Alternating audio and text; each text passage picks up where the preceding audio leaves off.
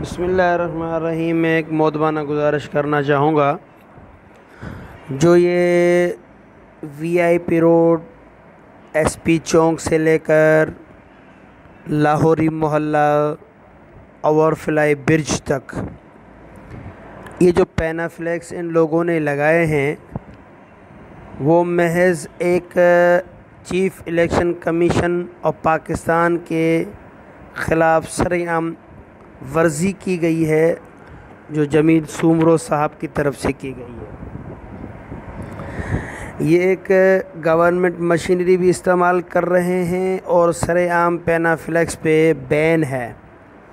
Chief election commission ने पाबंदी के साथ ये एक लेटर जारी किया था कि भाई कोई भी इलेक्शन के दौरान पैनाफ्लेक्स नहीं लगाए, न किसी रोड पे, न किसी रास्ते पे, न किसी सरकारी चीज़ पर। हम जनाब इलेक्शन कमीशन ऑफ पाकिस्तान सूबाई इलेक्शन कमिश्नर से अपील करते हैं और चीफ़ इलेक्शन कमीशन का नुमाइंदा लाड़कान में बैठा हुआ है, उसके नाक के नीचे पीपी सिंध हुकूमत जमील सुमरो पैनाफ्लेक्स लगा के बैठे हुए हैं, जो महज इलेक्शन कमीशन के रूल की धज्जियाँ उड़ाई जा रही हैं।